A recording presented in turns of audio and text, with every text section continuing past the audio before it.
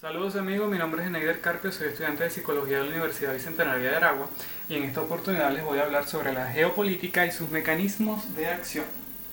Cuando hablamos de la geopolítica hacemos referencia a una ciencia que estudia la relación de la vida de los pueblos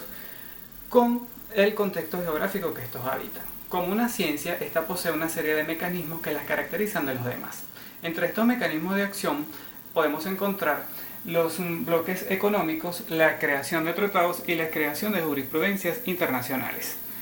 Vale la pena destacar que los mecanismos de acción están destinados a la organización o la reorganización de los pueblos en materia geográfica, en materia social y en materia económica. Cuando hablamos de los tratados económicos o de los bloques económicos en sí, vamos a decir que es la relación existente entre dos o más países, los cuales están dispuestos a compartir características económicas, además sociales y culturales. Ellos van a establecer relaciones comerciales y van a compartir estas características para beneficio de los pueblos que integran este bloque. Un ejemplo que podemos palpar actualmente es el caso de la Unión Europea. Ellos son un conjunto de países en los cuales comparten características económicas como por ejemplo el uso de una moneda igualitaria, en este caso del euro, así también como libertades fronterizas entre las cuales se destacan de que los habitantes pueden transitar libremente entre los países siguiendo características específicas y no tan robustas como en el caso de otros países. Cuando hablamos de tratados internacionales, vamos a decir que son un conjunto de obligaciones donde diversos países se comprometen a acatar diversas reglas en el orden jurídico, en el orden cultural, en el orden económico, ecológico y en el orden humanitario. Ejemplo de ello podemos decir es el Tratado de Kioto, en los cuales diversos países se comprometieron a reducir la emisión de gases tóxicos producto de sus actividades económicas. En cuanto a las jurisprudencias internacionales, estas están relacionadas con la creación de leyes especiales donde los países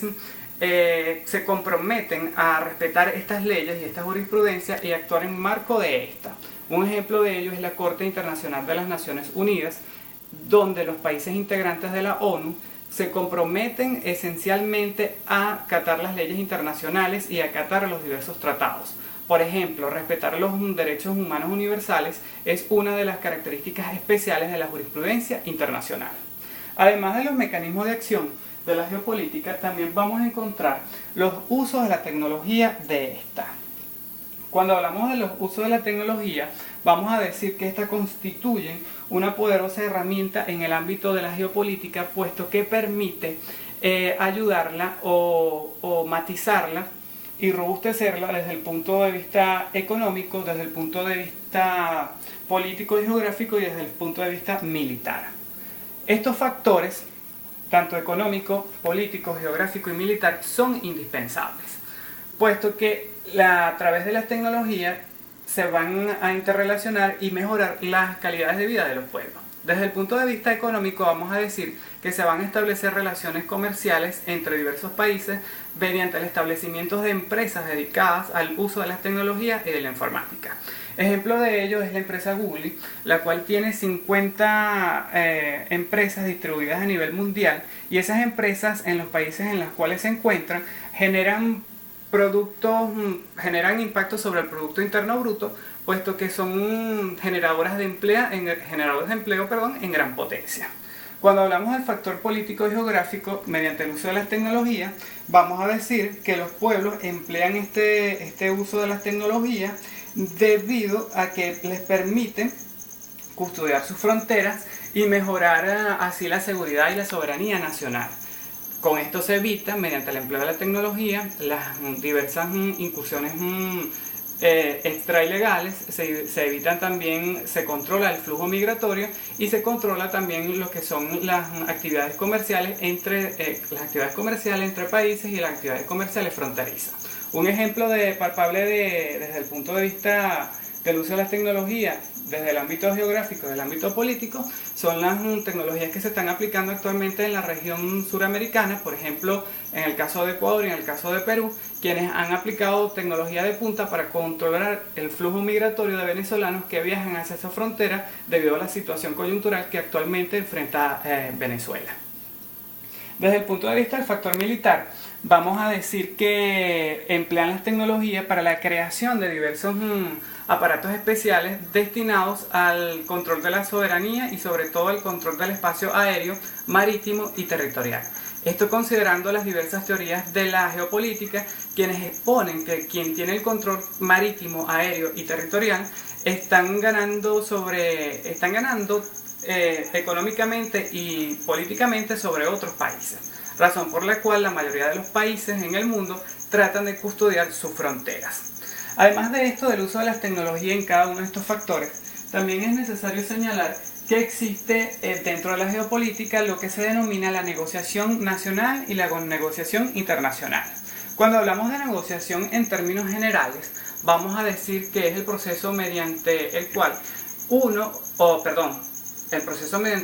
dos o varios países van a sentarse en una mesa para tratar temas sensibles para ellos. Dentro de este proceso vamos a decir que vamos a encontrar con una negociación de confrontación, una negociación subordinada, una negociación por inacción y una negociación por colaboración. Cuando hablamos por la negociación de confrontación, es el mecanismo mediante el cual el país o varios países se entran en confrontación por diversos aspectos, tanto políticos, sociales y económicos, en los cuales sus intereses comunes se ven comprometidos. Cuando vemos una negociación subordinada, decimos que en los países supeditan sus principales intereses a las decisiones o a los criterios del otro país con el cual están realizando la negociación. Cuando hablamos de la negociación por inacción, vamos a decir que es el proceso en el cual una de las partes o varias de las partes no realizan ningún tipo de acción, lo cual la puede perjudicar desde el punto de vista político y desde el punto de vista diplomático. Y cuando se habla desde el punto de vista de colaboración, es el mecanismo más idóneo desde el punto de vista diplomático y desde la geopolítica, puesto que ambas partes participan de manera espontánea y participan de manera racional en el proceso de negociación, dando diferentes perspectivas y dando diferentes ganancias hacia una o a cada una de las partes, mejor dicho. Cuando hablamos también de la negociación nacional, vamos a decir que es un mecanismo que permite cuidar el aspecto político, social, económico y cultural existente en un determinado país donde dos grupos o más grupos están en conflicto o están en proceso de confrontación. Vale la pena destacar que tanto para la negociación nacional o internacional es válido el uso o se recomienda el empleo de un mediador que sea totalmente objetivo. En conclusión, podemos decir que la geopolítica es la ciencia que estudia la vida de los pueblos en relación con su contexto geográfico y que además de esto permite la reorganización política, social y cultural de cada una de las naciones a nivel global, y que el uso correcto de la misma nos va a llevar a lo que es a la paz mundial y sobre todo a la resolución de conflictos mediante la vía diplomática. Gracias por su atención y será hasta una próxima oportunidad.